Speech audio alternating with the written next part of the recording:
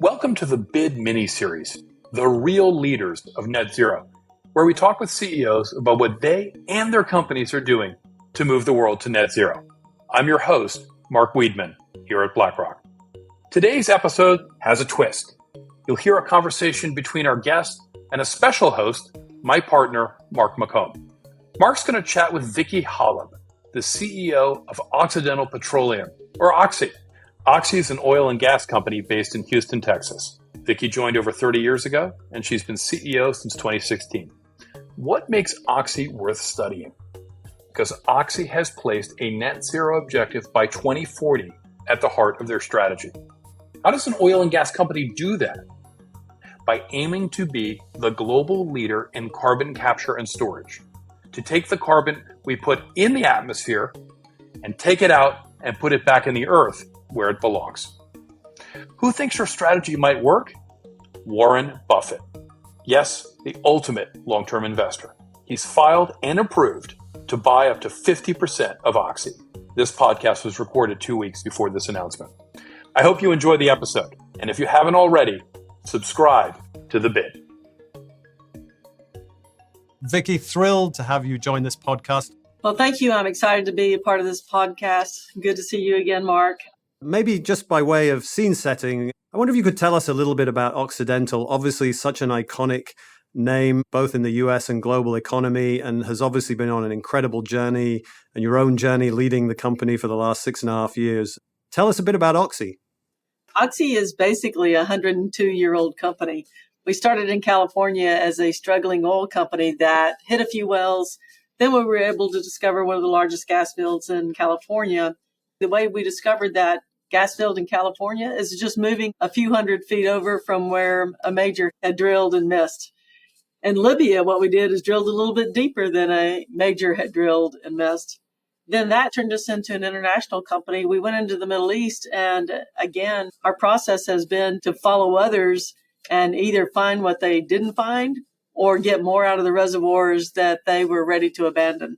So we've been around the world doing a lot of things and having a lot of success by ensuring that we put the best people working on the projects that we have, and we just let them use their passion, their energy, and expertise to turn our company into one that now is going to be dramatically different than we've been before. We're basically today an oil and gas company with a chemicals business and a midstream and marketing business, but we're transforming ourselves now and ultimately will be a carbon management company. So we've been through a lot of things, a long history that I'm really proud of. That's great. Well, you say in your early history you were a bit of a follower, but it's clear you've been a leader in recent years, and you were the first major US oil and gas company to have net zero targets. Why was that important to you?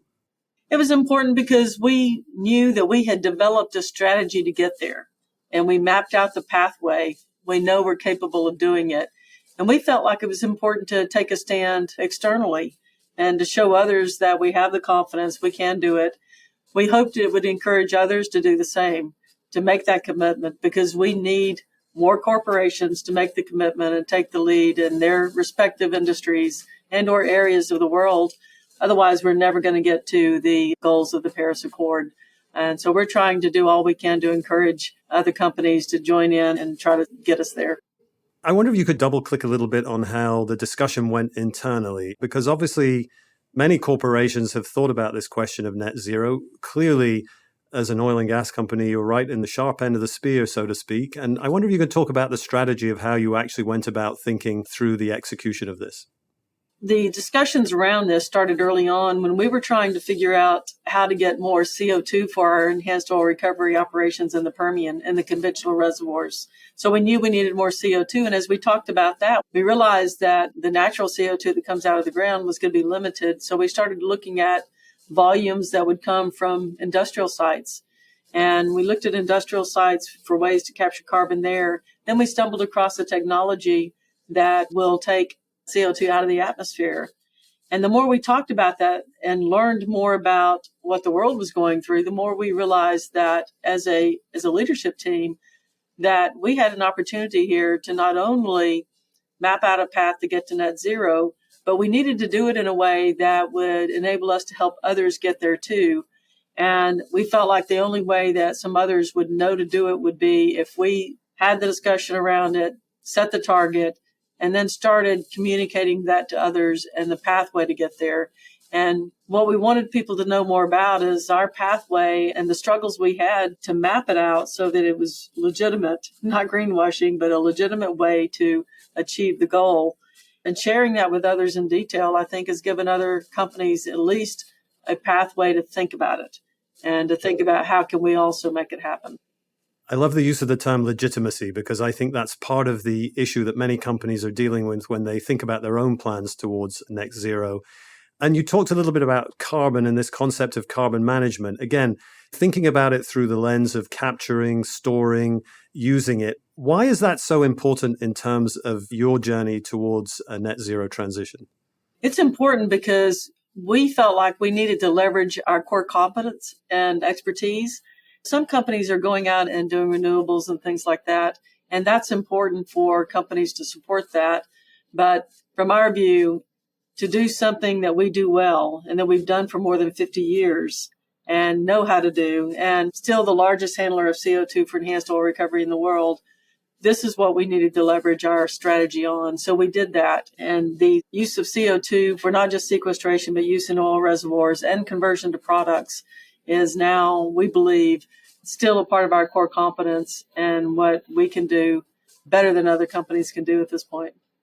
I think the first time we met, you said, we've been handling gases for over 50 years. We know what to do. But I wonder, could you give us a sort of 101 tutorial on how does carbon capture actually work? Yeah, I'll start with direct air capture because it's, to us, the technology that will revolutionize the world in the way that we think about how to capture it and where to capture it. So our direct air capture facility that we'll be building in the Permian, starting construction at the end of this year, what it does and the way it's going to work is we'll use radial fans to push air through a contact tower. And in that contact tower, we'll put potassium hydroxide through it.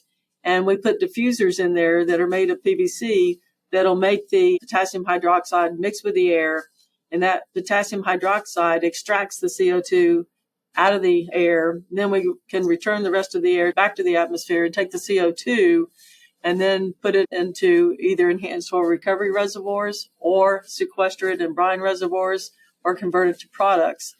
And the interesting thing is that a lot of people think direct air capture is just going to be too expensive, but there are a lot of synergies that we have with it. You mentioned the Permian Basin, so let's go there now. You are just a massive player in the Permian Basin and talking about carbon capture in that area. When can we expect to see some tangible results from this project? We'll start the construction of the direct air capture by the end of this year. We'll have it online in 2024. So we'll see then the benefits of having done that. And the important thing about it is that once we can prove up the technology in the Permian Basin where we have so much infrastructure, we can then expand it out, because the difference between direct air capture and point source capture being where you go to industrial sites and you put the capture on the industrial site. The difference is that we can build direct air capture anywhere. And once you pull the CO2 out of the air, the atmosphere balances around the world. So you can actually work with a refiner and we can build a direct air capture facility anywhere in the world. And if a refiner wants to offset his emissions, he can buy CO2 credits from us, because it doesn't matter where the facility is, as long as you're ensuring that it's being tracked properly. And so direct air capture then is also more competitive with some of the carbon capture, because you don't have to put in pipelines. You build the direct air capture where you want it to be, where you can sequester it or use it. So no pipelines and no worrying about trying to do it in industrial areas or cities or things like that. So it's a much more flexible technology. Vicki, I want to just change tack a little bit. Obviously, the BID podcast has the opportunity to speak to many leaders from different industries, different companies. As the CEO of a large multinational corporation, I'm sure you're bombarded with opportunities from startups and innovative ideas and so forth. Talk us through how you go through the sifting process of really deciding what makes most sense and what to invest in, and maybe with a particular lens, obviously, on the whole CCUS life cycle. For us, we try to make sure that when we're looking at technologies, that we're kind of evaluating it through the lens of ensuring that it can help our strategy. So some companies are just putting out a lot of money into a lot of different entrepreneurs and small companies with the hopes that they can help them succeed. And that's important. That needs to happen. But what we're doing is we're checking and trying to find technologies that fit within the facilities that we need to build to meet our strategy. So, for example, two of the biggest technologies, one is direct air capture that I just described. But that direct air capture facility needs power generation. So we need an emission-free power generation for that direct air capture. And so we're not only equity owners in Carbon Engineering, which provides the technology for direct air capture, we're now equity owners in a process called Net Power. And Net Power will be one of the sources of energy that we use for the direct air capture. And Net Power is a power generating source technology that combines or combusts hydrocarbon gases with oxygen instead of air. So there are no volatile organic emissions, and it captures the CO2 so that you can then use it. So no emissions from that type of technology. We have a pilot plant already built, and we've operated it and put it on the grid. We're going to do a little efficiency improvement to the turbine and then start building and expanding that everywhere. I think it's going to be transformational for the power industry. But the reason that it's important for us is it fits with needing that emission-free power source for direct air capture. And so that fits with our carbon capture, use, and sequestration. And we're also investing in another technology that can convert things like CO2 from various sources into bioethylene through a photosynthesis process. And bioethylene is important because we use a lot of ethylene in our chemicals business. And so that will provide a way to lower the carbon footprint of our chemicals business. So every technology that we get into serves a purpose. It not only serves a purpose, but it will be technologies that we will build as a part of our process. And so we're not only trying to advance technology, but build it and make it more economical for others to use ultimately. Talking of others, I know some of your peers have sort of pivoted their business model a little bit into renewables. You've taken a different path and chosen not to. Could you maybe elaborate a little bit on that decision? Yeah, we've built solar to support our operations in the Permian, and we'll build solar to support and provide energy for other places for our operations around the world. But we're not going to be a distributor of solar. We're not going to be in the solar business. And the reason for that is, to me, it goes back to what can we do for solar that they're not already doing for themselves? Why would we buy a solar company unless we know we can improve it? So that's why we're not buying solar. We're buying direct air capture. We're buying Net Power because we know we can improve them, and we know they fit within the strategy that we're executing. The other thing that I'm sure everybody's already figured out is that by using the strategy that we're using, we don't see our oil production declining over time. We see our oil production increasing over time versus some of the European companies that are preferring to buy solar and allow their oil and gas production to decline over time. Well, I think what we're witnessing with inflation and obviously energy security in Europe, it's been such a fast-moving issue, particularly with the war in Ukraine. Where do you think the industry is in terms of grappling with this question? I think Europe is a prime example of how you should not push the transition too fast. You really need to be sure that you have an energy source that's not so interruptible. And the United States right now, due to the shale revolution, is essentially energy independent. Now, people will say, no, we're not because we're importing oil. But yes, we are, because we could actually meet what the United States refineries needed if we need to do that. So we right now are the largest oil producer in the world, with Saudi Arabia and Russia being second and third. And the interesting fact about that, I'm sure not a lot of people think about, is we're producing 11.9 million barrels a day from the United States right now. If the shale revolution had not happened, we would be producing less than 5 million barrels a day from the United States. So without the shale revolution, we would be dependent on others for our oil. And I think it's critically important that we never get in that kind of situation.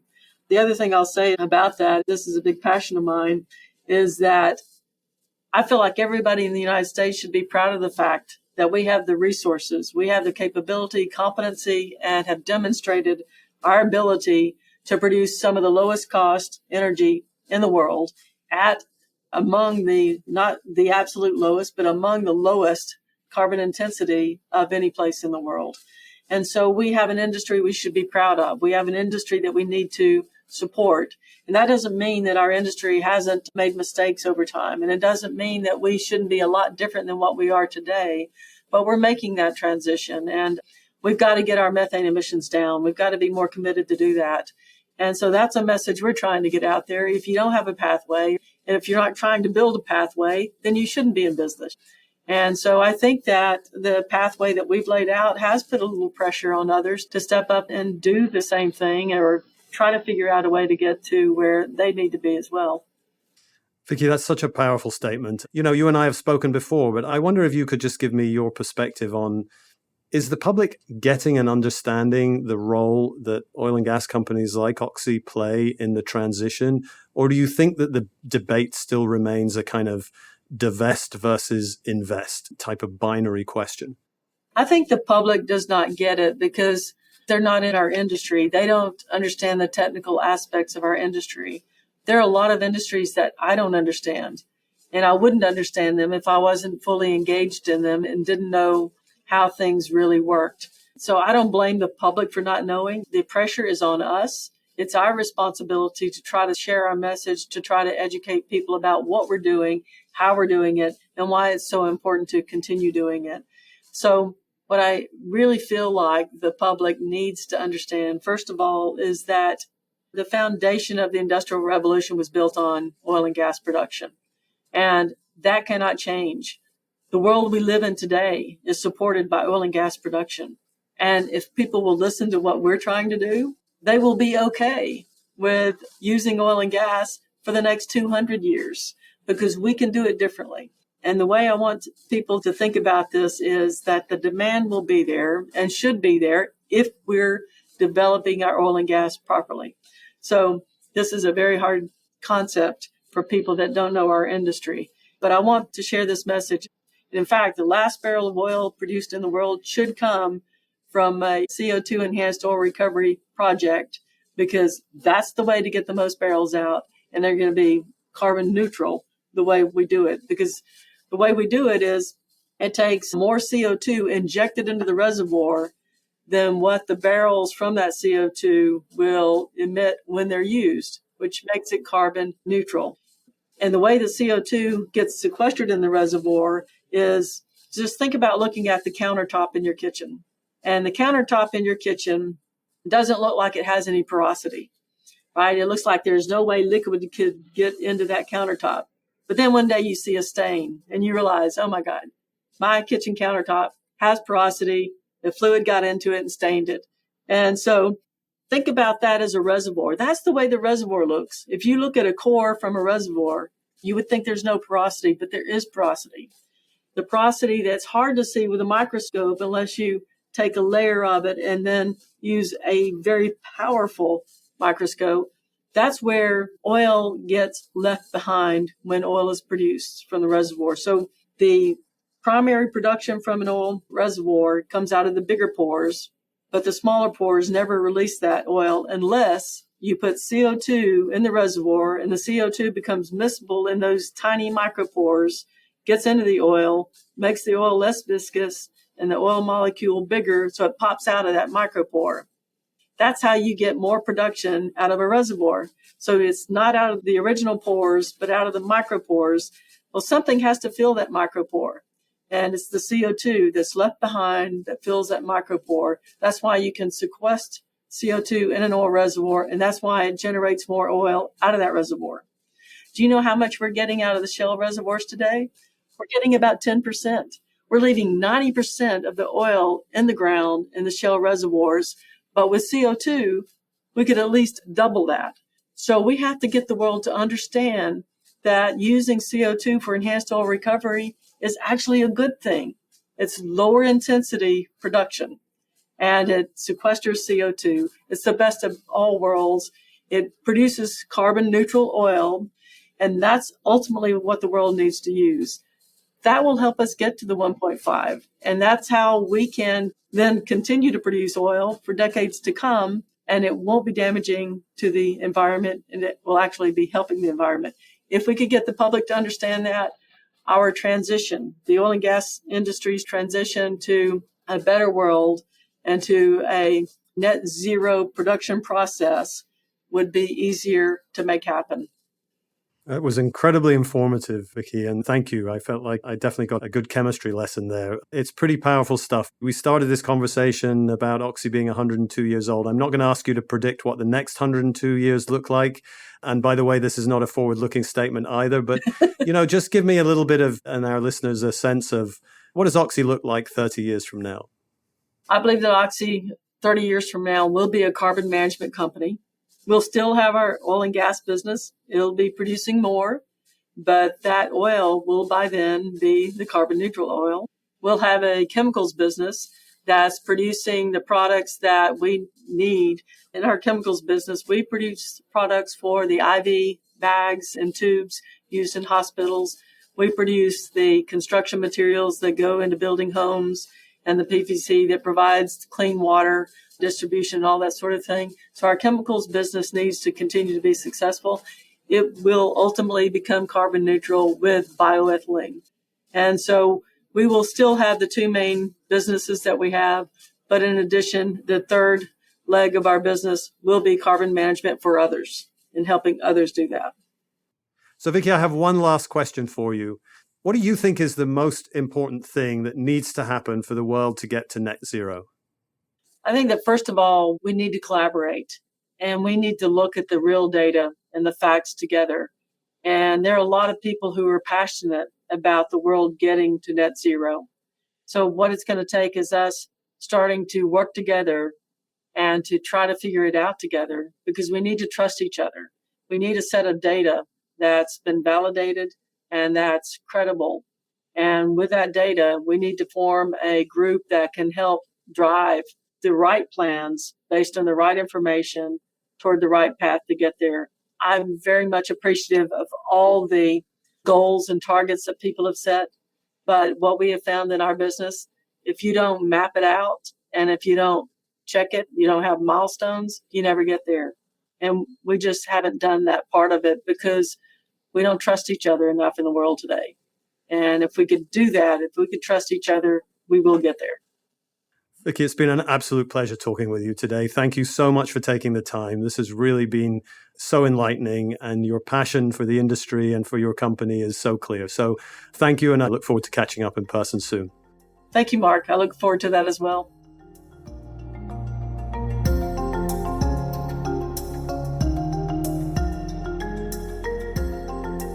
This material is intended for informational purposes only and does not constitute investment advice, a recommendation, or an offer or solicitation to purchase or sell any securities, funds, or strategies to any person in any jurisdiction in which an offer, solicitation, purchase, or sale would be unlawful under the securities laws of such jurisdiction. The opinions expressed are as of the date of publication and are subject to change without notice. Reliance upon information in this material is at the sole discretion of the listener. Investing involves risks. BlackRock does and may seek to do business with companies covered in this podcast. As a result, listeners should be aware that the firm may have a conflict of interest that could affect the objectivity of this podcast. For more information, visit blackrock.com/thebid.